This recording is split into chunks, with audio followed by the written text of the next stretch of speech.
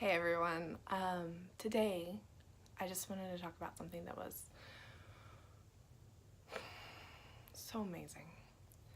And I mean, I could have written this down, but I don't know. This is something that's really near to my heart, and I feel like you get the emotion of it sometimes a little bit better if you can actually see me. So, today I was going to tell you about fathering. All of us at some point or another had a father or a dad or but not all of us had great ones. And mine was really good. I mean, he's a man, so there is some, he was by no means perfect in any way, but he was a really good dad, and he really loved us kids, and he always did his best. Having said that, you know, the Lord is still coming in and teaching me just the multiple aspects of what fathering really looks like. And I feel like it's one of the ways that he really loves us, is that, you know, he's under no illusions. Our maturity level is our maturity level. This is where we're at. And we try to fool him all the time. We're always trying to be bigger and badder than we are, but he's under no illusions. He's really aware of how mature we are. And a lot of times I think we expect a lot from ourselves. Like, you know, I don't expect my 2-year-old to pick up her plate, scrape it into the trash, put it into the dishwasher. My 4-year-old can do that. Like, the 2-year-old version of my 4-year-old couldn't do that. And I didn't expect her to, because that was not her maturity level. But I feel like a lot of times we put that kind of pressure on ourselves. And it's not fair. And it's not right. And like I said, God's under no illusions. He's very aware. Oh, so aware of what we're capable of and who we are. I was gonna tell you this story. In June, I had a miscarriage, and the Lord just ever so sweetly fathered me through it and walked me through it, and I could just feel his tenderness the whole entire way. And it was just a side of him that, you know, I knew was there, but sometimes you forget. And it's really in the struggle that it really imprints upon you. I mean, we all want to live this life and walk this walk with the Lord, and it be smooth sailing. But the most, for us to really get the lesson sometimes, we have to go through the hard stuff, and he's got to walk us through it. I mean, once that happens, it's like, no, that's my dad, man. I know he's my dad, and he's amazing, and he's gonna be there for me. And it like cements the relationship. And that's the thing, is he's always building it. He's always moving towards something. I heard Bill Johnson say that faith and believing are interchangeable, but believing is the journey. And that's what it is. It's a journey towards the Lord, towards getting stronger faith, towards believing something bigger than yourself, knowing that he's gonna come through for you. I mean, when David was little, he killed a lion and a bear. He couldn't have made it to the giant if he didn't have the lion and the bear under his belt.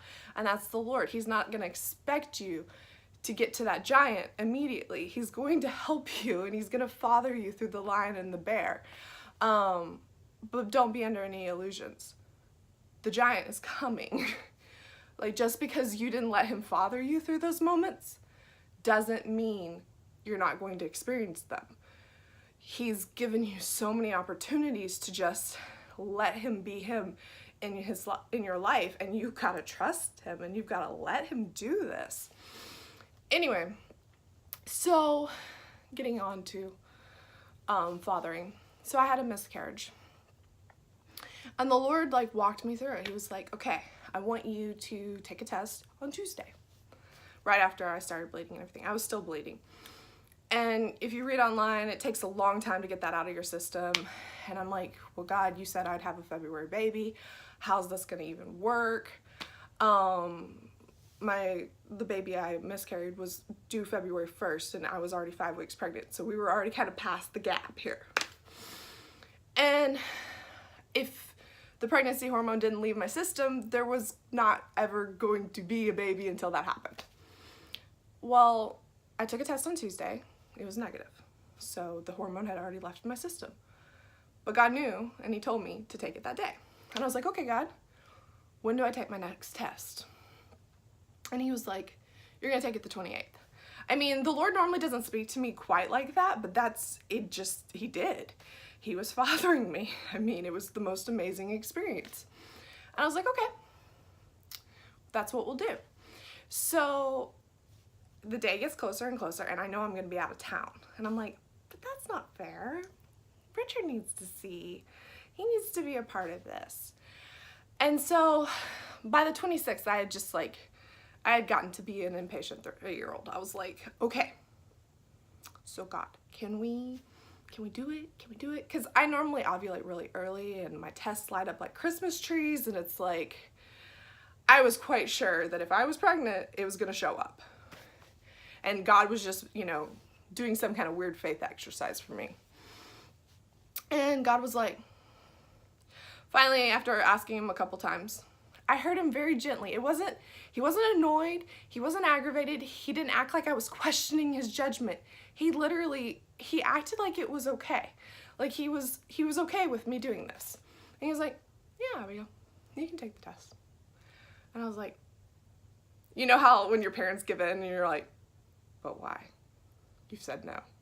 Or you said something, but you're giving in right now? What's going on?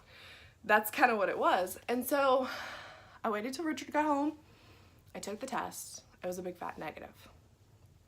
And I was a little crushed because, he said February, and I was pretty sure if I was going to be pregnant, I already was, and all this other stuff. And my heart was just a little broken. And I heard him whisper so gently, and he said, is it still okay? And because he whispered that, I was like, yeah, I still have you. It's still okay. So, there's been a couple moments in my life with my dad. And my dad's a man of few words.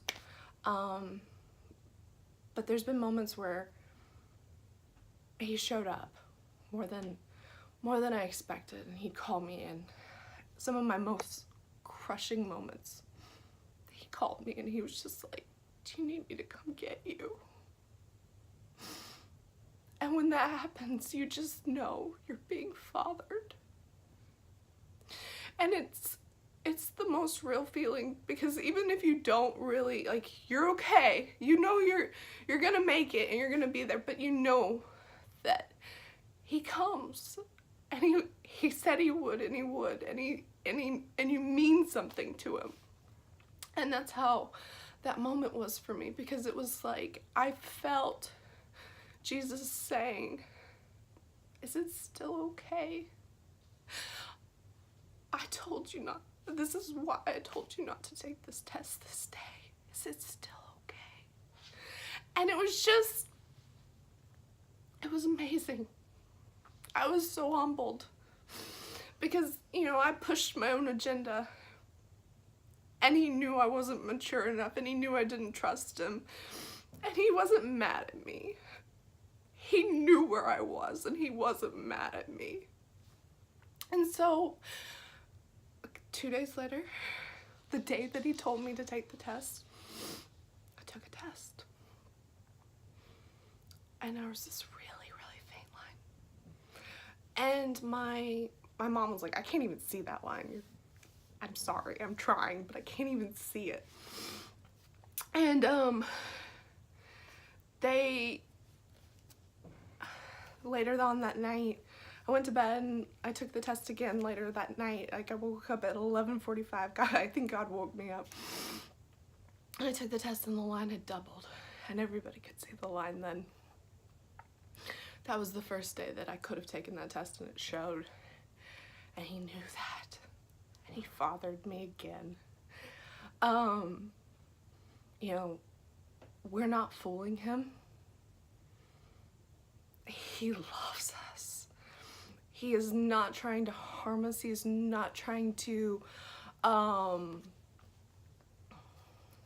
he's not trying to trick you. He might be a little sneaky sometimes, but he's never gonna trick you. A good father wouldn't act that way. And I just love that, you know, he's a good dad. He's the embodiment of love, and he's ours. We get to claim him individually.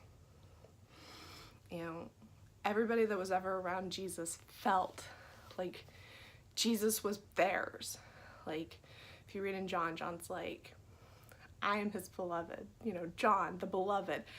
And that's the way Jesus made him feel. That's the way, you know, when Martha was writing, or I don't remember if it was Martha or Mary, was writing to Jesus about Lazarus being sick. She said, Lazarus, whom you love. And she honestly felt like she could say that because she knew he did. That's just who he is. He knows how to make a person feel valued. And if you let him into your life, he'll father you. He will take out those immature points. He will show you, he will walk with you and teach you how to trust him, because he's going to prove himself to you.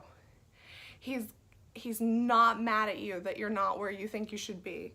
He's not upset. He's just compassionately in love with you, and he enjoys watching you grow up. He enjoys it. And not in a sadistic way, but in a, oh, look at my cute little 2-year-old. She's so good for her age. She knows exactly how to be 2, and I really enjoy her at this age. Oh, look at my cute little 4-year-old. Oh, look how big she is. She can put her dishes in the sink. Oh, wow, she's amazing. I mean, that's how he feels about us. Anyway, I love you guys, and sorry.